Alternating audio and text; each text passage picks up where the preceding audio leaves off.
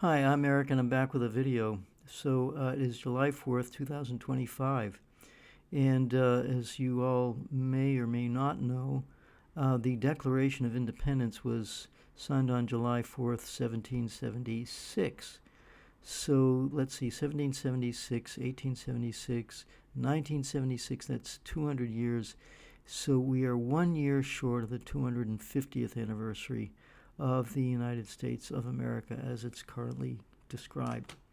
And I want to do a kind of is this a rant or a requiem, or I'm not exactly sure how to describe this, but I'm going to do kind of an unstructured rant about this particular day because it is a significant day.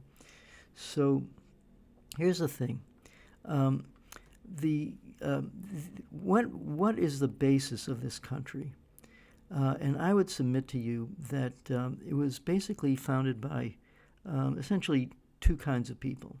The first kind of person was either an economic or a religious refugee, or some kind of political refugee, someone who was oppressed by where they were coming from. And through either, as I say, economic or political or religious reasons, they just felt they needed to have a fresh start on a new place. So the Pilgrims, for example, were a kind of a marginal group. I would consider them actually kind of a cult, actually, a religious cult. They dressed in weird clothes, and they were persecuted by the British government, from what I can tell. And so they decided to, get on the Mayflower and head on across the ocean. It was pretty dangerous. And but they got to Plymouth Rock in Massachusetts, not too far from where I grew up in Boston, and they landed in 1620. And Boston itself, where I was born, was founded in 1630. And I went to a high school. Now, Harvard University was founded in 1635, I think it was. And the high school that I went to for 4 years was called Boston Latin School. And that was Harvard University was created in order for those graduates of Boston Latin School so that they would have a college to go to. And the reason why it was called Boston Latin School was because it was a classical high school where you learned Latin, and so that was one of the main subjects. So the point of this school was to create cultured people. So I consider myself to be, somewhat somewhat more cultured than other people who didn't study Latin, but who can say? Anyway, so Boston was founded by these kind of religious fanatics, and of course they almost died, the first winter, because they're city people coming from England, and they're living in the wilderness. They have no idea what they're doing, and if it hadn't been for the Native Americans to help them, they all would have died, which might have been, for the Native Americans, probably would have been a better choice. But in any case, they did help them out, and then the following year they invited the Indians to Thanksgiving, and then they killed them. So the country is not starting off at a great start. Let's put it that way in terms of social relations with those others other than themselves.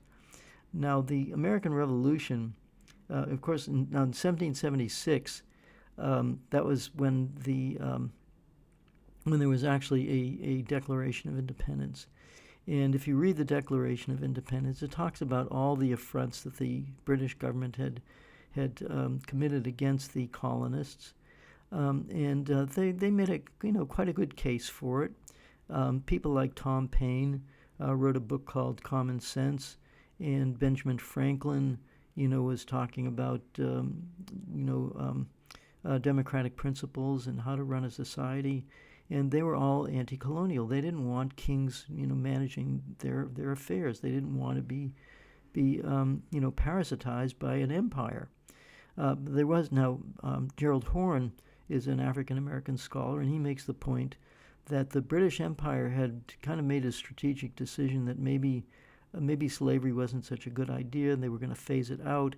And so you had this whole class of slave owners like Thomas Jefferson or George Washington himself. These people are extremely wealthy people who made their money from slavery, essentially. And they just thought, we can't allow the king to decide what we're going to do with our slaves, so we should rebel. On the other hand, you had the wealthy business people and the bankers and so on in the North, and they didn't want the British Empire to be sucking away their wealth, and they thought, well, let's do this. Let's convince the hoi polloi. Let's convince the average person that we got to get rid of the king, get them to fight the war, and then after they've won the war for us, we'll write a new constitution that gives us all the rights over them. So this is a case of what we call meet the new boss, same as the old boss. Whether it's the British colonialists who are managing the United States, the pre-United States, or it's the wealthy classes that subsequently got control of the American Revolution, co-opted it and took it over. And that, to me, is the basis of what is going on throughout American history. It's basically been a class war by the extreme wealthy against the rest of us. Shortly after the Revolution, there were two rebellions called the Shays Rebellion and the Whiskey Rebellion. And these are examples of where the average person is feeling oppressed by the taxing authorities, and they rebelled against it. You had slave rebellions because people don't want to the African Americans don't want to be enslaved. You had the system of indentured servitude, where poor people were in Europe would decide that they needed to come to America, and they would basically sell their future services as they would borrow the money, so to speak, for passage on the ship, come over to the United States, and then work as what were called indentured servants. That meant that they were semi-slaves until they paid off their debt. And they were often treated quite poorly, and they were making common cause with the African Americans. So the rulers, came up with ideas of how to split the poor whites from the poor blacks, and that was how racism really developed as a divide and conquer social policy in the United States. I have this book here, which I highly recommend. It's called The People's History of the United States by Howard Zinn. I strongly suggest that if you haven't read it, you read it, because it gives you a lot of this background information. So you have the American Revolution, and after the Revolution, the people who are running they realize they've got these 13 colonies, and they want to expand across this vast North American continent. So the first thing they did was they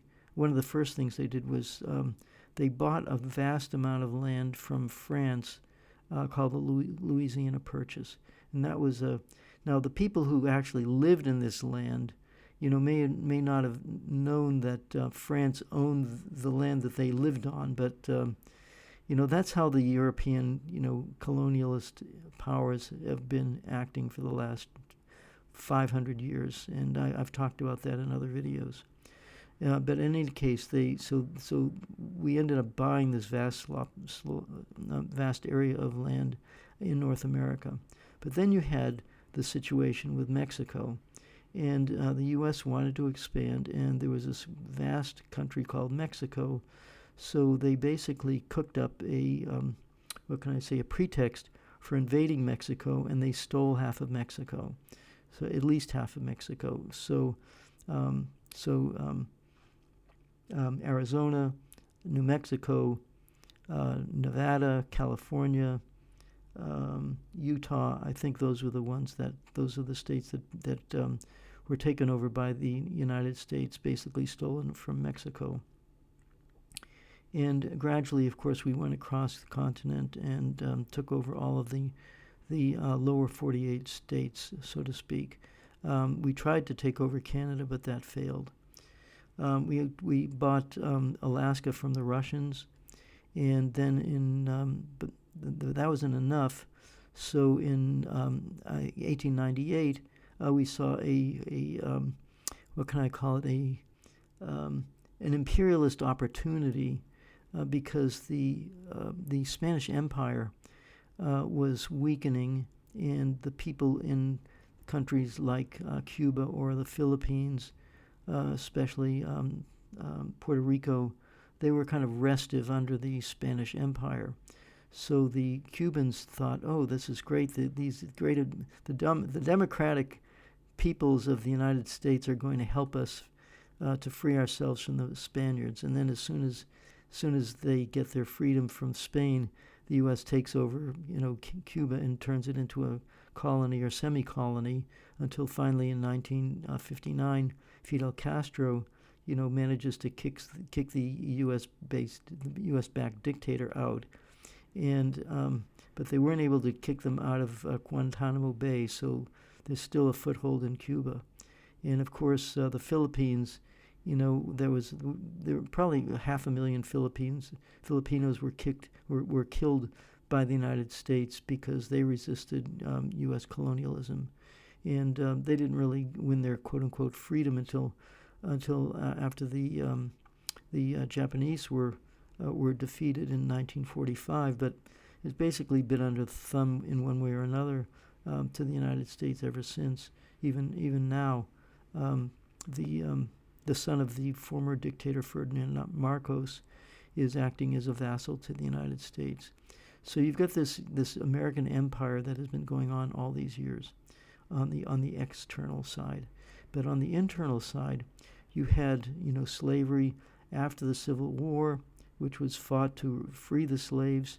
You had Jim Crow, so the African Americans did not really get their rights even after the Civil War. It took the civil rights movement. The Civil War ended in 1865, and it took another 100 years for African Americans to get any kind of right to vote. And many people struggled, and a lot of people were beaten or killed, which I've talked about in other videos. Medgar Evers and the three guys that were killed by I think it was in Oxford, Mississippi. You had African Americans that were killed. This is all during the voting rights and civil rights movement. And then, of course, you had the constant wars. So you had Woodrow Wilson, who was the president of the United States, and he campaigned on this idea of he kept us out of the war, meaning World War I. And as soon as he became the president, lo and behold, he cooks up reasons for us to get into World War I. So the history of the U.S. has been constant war. Basically, 90% of the time the country's been in existence. Now, parallel with that, of course, is the class war, because the working class was severely oppressed. You had child labor. You had serious repression of the industrial workers, and it wasn't as if we weren't trying to free ourselves from this capitalist class that has been running the country. This is the war machine, Wall Street, and so on. It's not like the people haven't been trying to free themselves from that, but it's been very, very difficult. It's been a constant struggle. So, for example, there was something called the Haymarket Riots, the Haymarket Massacre, where there was a big demonstration. Some bombs go off. The police blame the demonstrators, and several people are, convicted of murder, and they're persecuted. Joe Hill was an organizer for them during that period of time. He was taken to court accused of murder, and he was hung by the neck. And his dying words were, "Don't mourn, organize." So this has been a struggle that's been going on, since the very beginning. Let's see. In World War I, there was a significant anti-war movement in World War I, and Eugene Debs was running as the socialist candidate. He was, seriously criticizing the whole idea of the war. He went to prison. So, it took the Great Depression, where this capital accumulation classes, these financial manipulators, basically, wrecked the economy to such an extent that finally there was an upsurge of people in the early 1930s, and they basically, this is the Communist Party and the Socialist parties, they basically said to FDR, "Look, you guys are sitting on a powder keg here, and if you don't give the working class something, you're not going to have a country anymore. It's just going to explode." So Franklin Delano Roosevelt made a strategic, partnership with these people to kind of, create some kind of social harmony. Then you had the situation of Japan and Germany, and both of these are imperial powers, very, very brutal regimes. The Japanese were extremely brutal towards the Chinese. They were committing massacres. And of course, the German Nazis were committing serious crimes as they invaded the Soviet Union.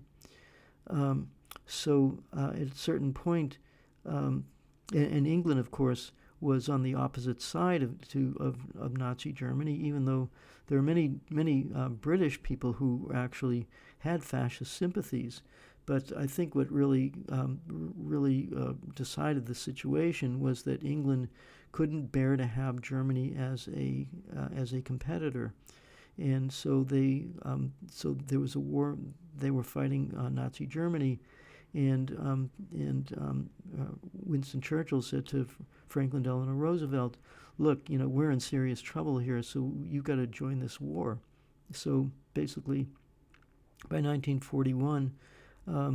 The Americans joined World War II, and they were helping the Soviet Union, and they were helping the British, and eventually the World War II was victorious.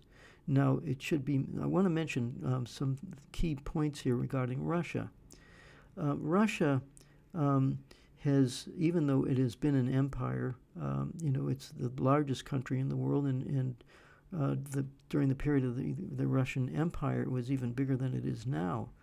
But interestingly enough, during the Revolutionary War, they were actually trading with the colonists and helping us free ourselves from the British by supplying us with stuff that was really needed. So the British hated Russia because the Russians were helping the United States. And then in the Civil War, the British were siding with the South because they liked They actually liked slavery in the South because that gave them access to cheap American cotton, and the cotton would go back to England, and then the poor, oppressed working classes would work in the cotton mills and make their manufactured stuff. And that was how Britain became a wealthy country, through exploitation of their own people and through colonialism. But the Russians, actually the Russian Empire, said to the Americans, "Well, we don't like what the British are doing, so and they want to blockade your ports. So we're going to send our ships over to protect New York and San Francisco," and we told the British that if they try to blockade the American ports, they're going to be in a war with Russia. So Russia's actually been our ally through the Revolutionary War, the Civil War, the First World War, and the Second World War. And so what happened that we decided that Russia is our enemy? Well, the problem was that there were two problems. You see, the United States has this idea that it has to have more, and so it wasn't enough to have all the resources of North America, or all the resources of the Philippines or wherever. They decided that they have to get the resources in the Middle East, so they created a little country called Israel that was supposed to, basically be an unsinkable aircraft carrier to manage the Arabs who were they had their own ideas about democracy and sovereignty and self-rule, and we couldn't have that. Of course, the Iranians, in 1953, we couldn't have a democratically elected government, using Iranian oil for the benefit of the Iranian people. But in the case of Russia, Russia is the largest country in the world. It has massive resources. And so we want to get our hands on them. That's how Wall Street works. You steal stuff and then you sell it at a vast profit. But the other aspect is that the Russians, we liked Russia when they helped us against the British, in our Revolutionary War and our Civil War. But we didn't like it when they helped African countries free themselves from British and European colonialism. So that's the two reasons why America doesn't like Russia now. It's because during the Soviet times, they were offering free health care and free education and all those good things that the working class wants and needs. And of course, the American capitalist system, they can't have that. That messes up their profits. So the Soviet Union was a bad example, and they sit on all those resources. So this is how the American system has been operating ever since the slave owners and the wealthy businessmen have been running the country since it's basically 1776, or you could say since the Constitution was written. Because remember, we originally had something called the Articles of Confederation, which was a much looser document, which gave the 13 colonies a lot more latitude to make their own policies. But I guess you could say that for practical reasons, they saw that they were kind of weak, and they were in a situation where they could be retaken by the British.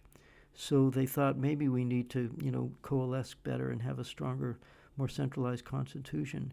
But what happened was that the people like Benjamin Franklin and Tom Paine, who favored a more democratic system, were brushed aside by the George Washingtons and Thomas Jeffersons, the slave owners and the oligarchs.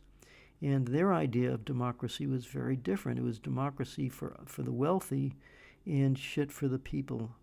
So the original U.S. Constitution said that if you were white and you owned property and you were a male, you had the right to vote because you were inherently intellectually and morally superior to everybody else.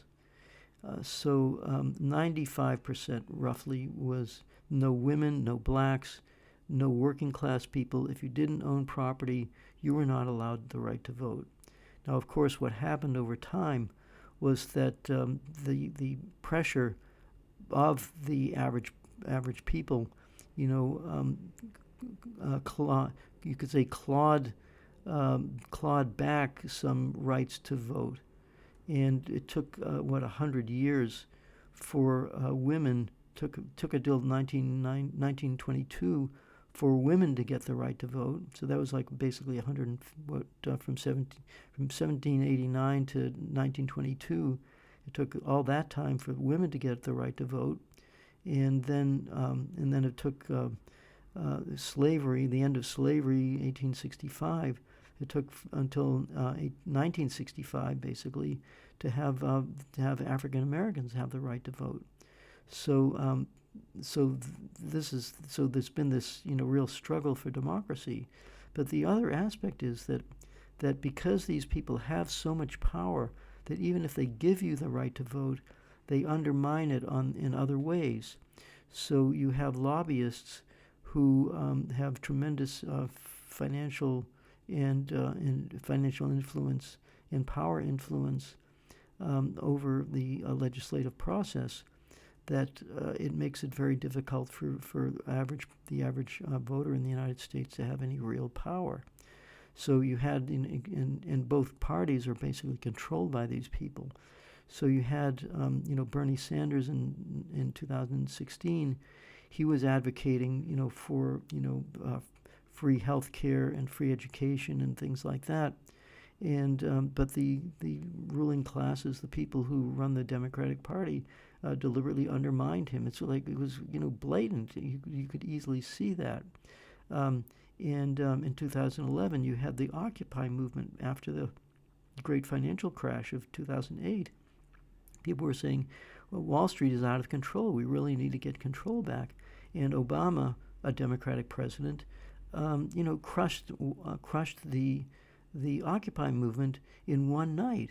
He got the Department of Homeland Security, which was created by the Bush administration following the September 11th attacks, 2001. They created this new thing called the Department of Homeland Security, which is basically, an analog to Germany's security service in the 1930s. So you had this, this creeping authoritarian control over the way the country is run. And of course, you have creeping control over the way the country thinks as well, because in I think it was 1916, Edward Bernays, he was asked to, how do you convince the American people to go into a war that they really don't want to do? And he created an advertising campaign to demonize the Germans, who were no worse than the British, but they were demonized, and so as a result, the Americans went into World War One. And then the other thing he did was he played on the suffragette, the aspirations of women to vote. And the way he did that was there was a demonstration, a march of women. I'm pretty sure it was for voting rights, and they were flaunting their cigarettes. So what he was doing was he was doubling the market for cigarettes, which are arguably bad for your health, but who cares about that, because Wall Street makes more money. And so they've been using basically mass brainwashing of the American people for literally decades to get people to go along with whatever we want them to go along with. So and that goes for all these wars. So now, in jumping forward to 1968, I was a student in university in 1968. The Vietnam War is going on. Martin Luther King has been assassinated. Robert Kennedy, he was assassinated. John F. Kennedy, he had been assassinated. What was his name? Malcolm X, he had been assassinated. So all these people who were on the side of the country moving forward, they're all bumped off. But there we were, and we thought, okay, we got to do something to stop this Vietnam War, because I was a student, but I could see this is ridiculous. They're asking me to go put my life at risk to some small little country 12,000 miles away. It's like literally on the other side of the planet. They're asking me to kill people or hurt people, and for me to possibly get hurt for a threat that doesn't even exist. It's ridiculous. How could people believe this crap? And yet they fall for it. I don't understand why they keep falling for it.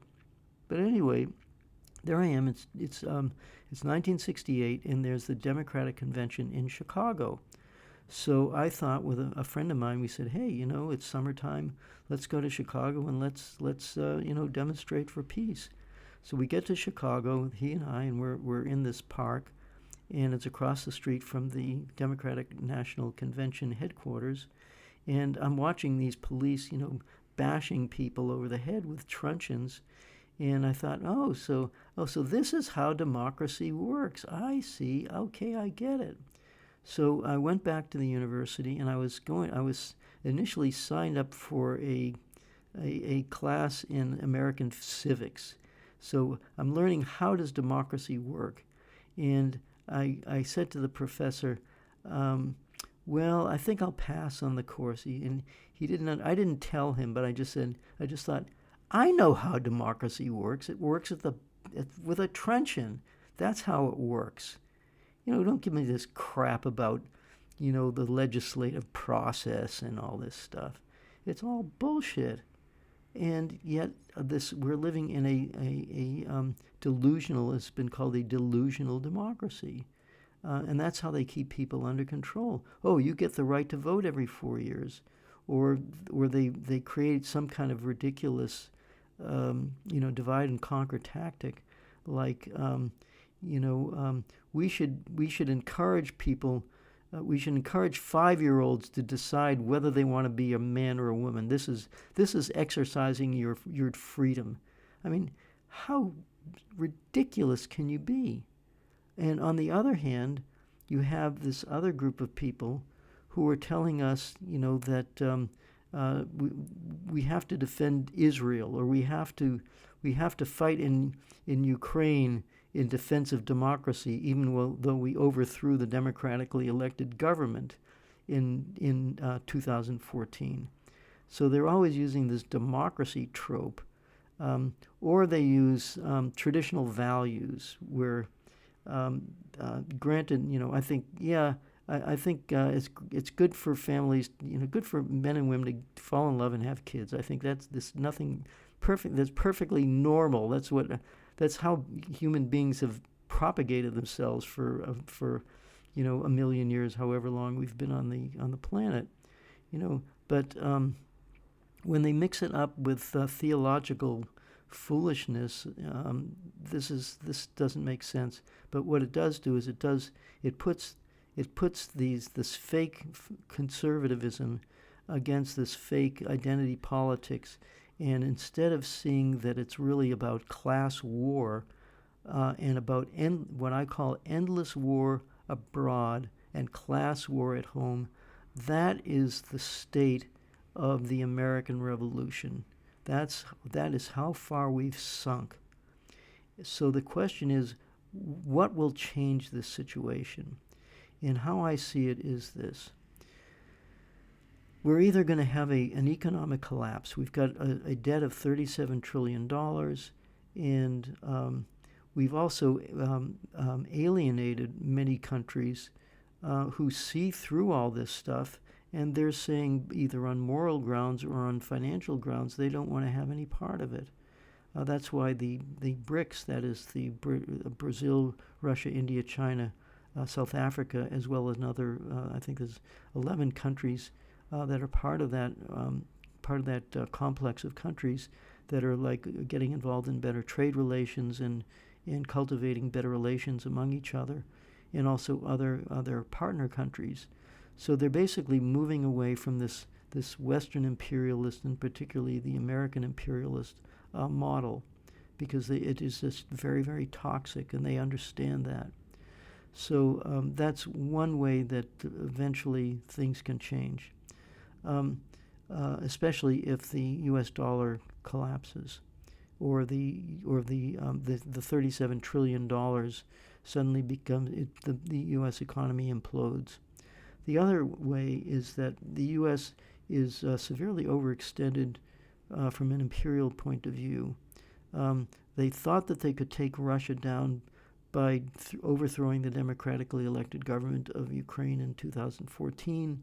They used the Nazi collaborator, descendants of collaborators of World War II, as the muscle to create this coup government, and they plan to overthrow Russia. And why do they want to overthrow Russia? It's because, on the one hand, Russia has massive amounts of resources, which Wall Street needs to get its hands on. You see, the whole business model of Russia is steal other people's stuff and then sell it at a profit. And the problem was that Russia was not willing to go along with that plan. The other aspect, especially during the time of the Soviet Union, was that the Soviet Union was creating a bad example, because they had civil rights, they had the right to a house, they had a right to a job. So people were the working class was treated far, far better. They were technically, it was a workers' state, where the workers' rights came. It was the dictatorship of the workers instead of Wall Street. So and that was a deathly threat to Wall Street and the oligarchs who run the country. So that was the basis of the whole, I would say 100-year war of the United States against the Soviet Union, with the exception of World War I and World War II, especially World War II, when we needed the Soviet Union because they saw Germany as the greater enemy. Now, I should just mention parenthetically that Harry Truman said that if the Germans were losing, that we should help the Soviets, and if the Soviets were winning, then we should help the Germans. So I said that incorrectly. If whoever is winning, we want to support the other side, so each of the Germans and the Russians will kill more of each other. This is Harry Truman, the great humanitarian president. This is the mentality of these people, and they've been running the country for literally the last 250 years. It's really it's unconscionable. So how are we gonna get our country back?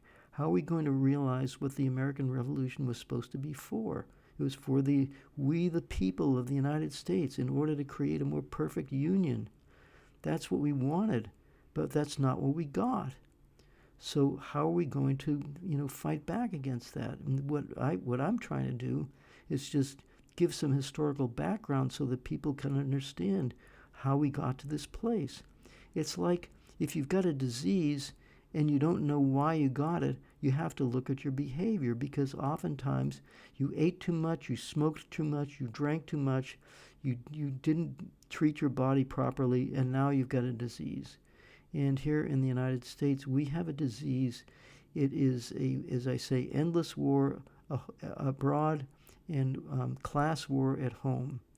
And we have to understand the roots of this problem. We have to rip up those roots and create the kind of society that we deserve as real human beings. So that's what I want to talk about in this, and I hope you don't mind my having ranted like this. These are just some random thoughts that I've had on this 4th of July. And if you'd like to support my work, again, you can either click on some links to get a t-shirt, or you can support me through PayPal, or through Buy Me a Coffee, or through a subscription on Substack. So thank you very much for listening in and for having patience through my Independence Day rant, and I will catch you next time.